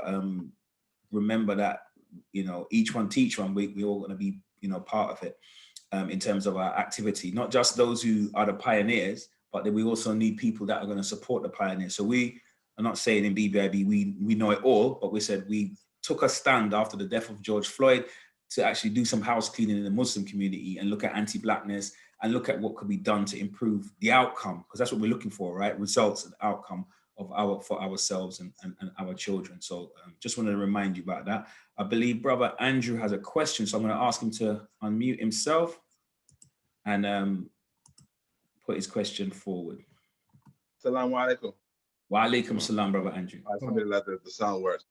First, Jazakallah khairan for a response to my question about a supplementary school. But I just wanted to slightly extend on that.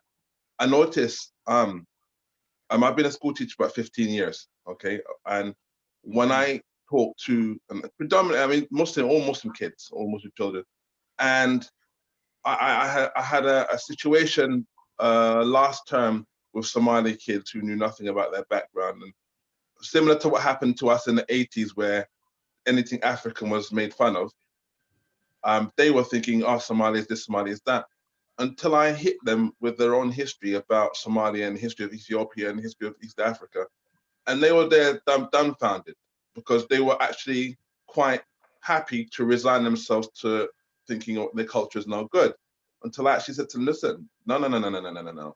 Are you aware, for example, that 10,000 Somalis liberated Muslim tradesmen in Sindh when they were in the persecuted by the Hindu kingdom at the time, and they were single-handedly, they supported what's his name, the ruler at the time who killed the last remaining Sahaba. Anyway, nonetheless, they were shocked. Now, I went to a supplementary school called the Robert Hart Memorial in Peckham in the 1980s, and that I think it was ahead of its time, because I don't think the Black community really fully appreciated it at that time. We had our own problems at the time, financially especially. I'm from a Jamaican background, Nigerian father, Jamaican mother, kind of mum did everything kind of thing. I think right now, there's so much more of a need for it, because by the look of us all, we're all old school. So we had that grounding. The children now, I call them the chicken chop generation. They all sound, look, talk like that in it fam. And they all have that thing where they're completely oblivious, Muslim and otherwise. But that thing where now you talk about Africa and it's a boring subject. Remember, this generation don't relate to the image of Malcolm X, that looking out the window scene, the I Had a Dream speech. None of that counts. George Floyd, for a lot of young people, was a fad, as opposed to actually physically feeling it. And I'm being a bit judgmental here, please forgive me. Whereas you and I, and sister, we felt that because we are the last generation to hear the N-word and it meant something offensive. Now 50 Cent used it for a joke. So it's like, well, I do feel that these schools are not the be-all and end-all, but they are a quick beginning to leaving something behind for our children. Because we haven't got much time left on the clock. We have to pass the torch on. And the first lesson of passing on the torch is to teach them how to hold it. And I do feel that thing of, Bilal wasn't just an Abyssinian, and Uthman Del Folio and all the other people, even blacks in Islam in the Caribbean. It's like a myth, whereas there's so much in it. But if we tell those stories in a supplementary school setting, it won't be the be all and end all, but it can be the beginning of something. Because one of the things I've been quite personally irritated by is that any attempt to acknowledge our heritage within the Islamic sphere is always seen as something with an attitude. Or why are you talking about race, brother? Or what? It's not about, no. These are the forgotten gems. Forgotten gems. The minaret shape, for example, that most Arab mosques have, were first employed by Eritreans and Somalis. Well before, it wasn't until another century before the Arabs adopted that. There's things like that, you know, put you in that zone. To quote the book, Illuminating the Darkness, that kind of thing. But so I just like I've spoken too much, but it's just an extension of my question regarding supplementary schools. No, brother Andrew, well appreciate the contribution, and we're hearing you, because it sounds like you're saying, when you're talking about history, if you can't see yourself in that picture, you don't feel like you belong, right? So unconsciously, for many young Black Muslims, whether they've come to Islam of their own accord or they were born into Muslim families, they're kind of looking at the mainstream Muslim picture and it's like, well, where am I? Oh, just a brother serving a coffee or with a rock on his chest. So we have to dig a little bit deeper, and then we say, actually, no, this person that was a caliph, he's 3 parts African, but they just don't choose to talk about that side of his heritage. Or this person was an African, or this person who made a contribution. So then they start to feel psychologically a little bit like, yeah, man, a part of the thing, yes, because I can contribute. I'm in this, you know what I mean? I'm just to be quiet and a bit uncomfortable. I'm here to take part and be a fully subscribed member, if I can put it in those words. And contribute to the House of Islam. So now we really appreciate your contribution, brother. And yes, the young people, working with the young people a lot, it's tough. It's a tough generation. They're a tough generation, Muslim or whatever race, they're tough. And you know, like whether we like it or not, we might have individuals, whether it's Malcolm or Marcus, that we want to bring before them, or religious figures, but they're more interested in Digger D because they're saying, well, he got 1 million subscribers on his YouTube channel and he came out of jail and well, he's got racks, no capping, he's stacking it up. That's what they're interested. Don't think the Muslim kids, if you don't work with young Muslim people, don't think they are immune and they are aloof. They involved in that kind of mentality and that frequency, because it's just, youth culture is a strong culture. It's a very strong culture. We have to keep that in mind. I believe Sister Alba, just before we're finishing, Sister Alia had a hand up. I'm not sure if that was intentionally or unintentionally, if you went to make a contribution, sister, or was that in error? Okay, possibly was by accident, because the hand came up and then it went down kind of fast, so maybe it was an accident. Oh no, I was just clapping. Oh right, my bad. It's okay. She felt the power. She's acknowledged it. Enough respect. All right, so look, we're gonna wind it down now. So I'm just gonna ask for my 3 panelists just to maybe start with Brother Ishmael, Sister Tia, and then Brother Abdullah, just to close us out with a few closing words about BBIB, about the talk, about anything you want to mention before we finish up. Yes, I'd like to say thank you very much for making me, alhamdulillah, be part of this such event on this New Year's Day 2021. Hopefully we're gonna have a better year. And what I hope, from me personally, what I got from this today, from people like Andrew, Ramsey, and Sister Tia, yourself, Bilal, and Abdullah as well, that I would love to be carry on working with BBIB in challenging institutionalized racism in mainstream society and within the Muslim community. And I believe also we, like what Abdullah said, we need to take a look at ourselves as well, that we need to be building things. So whether it's a supplementary school, 1 evening a week, 1 day in the weekend a week, and building something economic whereby we can do for self. I think we need to perpetuate an ideology of doing for self. When I've been part of panels within so-called mainstream Muslim organizations in challenging racism, when I'm hearing people of my heritage saying, oh, you're not doing nothing for us, you're not giving us nothing, I cringe inside. I think, oh my God, I'm not a beggar. My parents never raised me to be a beggar. And none of my family are beggars. We are do for self people, okay? And I believe that we need to be doing for self. And hopefully from this, it can spark something for us, myself individually, and for BBIB as a collective to do something, and hoping that someone out there, hint, Andrew Ramsey, could come and join BBIB. Could we need your energy?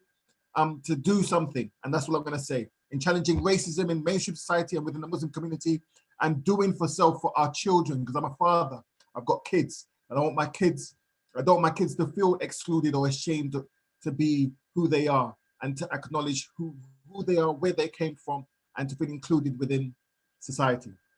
MashaAllah, tabarakallah. Thank you so much, Brother Ishmael. Sister Tia, just want to hand the mic to yourself, just to close out any last thoughts that you want to share with everyone. Yeah, I just wanted to say thank you for, sharing the space with me. It was amazing to hear what everyone had to say, and it just shows me how important, knowledge and education is. And, we really need to be investing back into our own communities now, and actually doing it and saying it with our chest rather than saying we will do it. We need to do it now. 2021, we need to use that opportunity. Even with everything that happened this last year, I think, we can move on and learn a lot, really. And yeah, I look forward to hearing from some of the people that were here today as well. Thank you so much, sister. Thank you so much. And over to Elder, Brother Abdullah, if you want to leave us with some final thoughts. What I would like to say is, BBIB isn't about having the solution every problem. It's just trying to do something in the Black community. Okay, that's the remit that we're trying to do. And therefore, it doesn't mean that you have to have a degree to contribute. It doesn't mean that you have to have an MA or a PhD. I think everyone has got something to contribute. Everyone has got skills. I remember before, like back in the days, and you think, oh, if somebody doesn't have this, they're not this, they're not that. I think I've got older and wiser. I think there's a lot of wisdom. I know there's some brothers in the panel, not in the panel, just alone, those who are listening. They've got a lot of wisdom and they can offer a lot, right? Now we're in the time of like Zoom. Okay, I'm not in the UK. I'm thousands of miles away from the UK. But at least I know that I can do something. I could contribute something. I could teach something very simple. And I think that's what BBIB is all about. It's finding people who want to do something and they've got something to offer and then offering. And that's what I would say to those who are listening. It's just like what Ishmael said, even about the brother there who's also a teacher. I don't know which part of the UK he's from. But the point is, I think BBIB needs to be a support group that we can support, give people information wherever they are in the country. As I said, we've got some people who are academically minded, who can put together some coursework, some books on, if we was just looking at education, for instance, on Islamic and African education. Yeah, we have people who can do that. But if they're willing to contribute, yeah, contribute. So if you have any skills, okay, be it on economics, and further, like what I would say to the organization as well, is socialization is key. It's bringing people together, especially for Eid.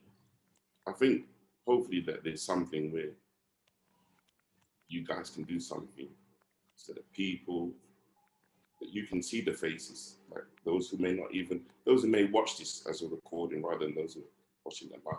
At least, this is what we said, they want to do something, and then there's an event, especially in Eid, for you to do something that can bring people together.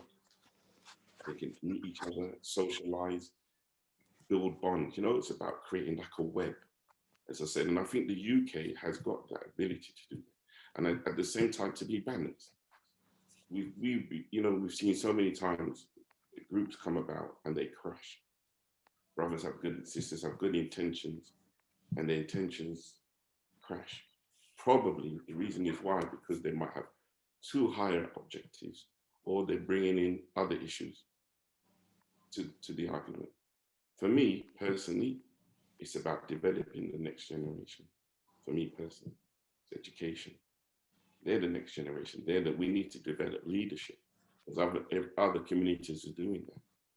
I'm too old now. My time is done. All I can do is hope to pass on some of the wisdom of my life, inshallah. And I think that's for those of us who have reached a certain age, we can do that. but we need to recognize, we need to build community leaders. You know, Malcolm X, we mentioned Malcolm X. Malcolm X didn't come out of nowhere. He was trained. He was trained. And I think we need to be on that level, inshallah. Inshallah. Thank you so much, Brother Abdullah, for that. Such a powerful closing out. One that we need to network. Everybody here, tell somebody, show this recording.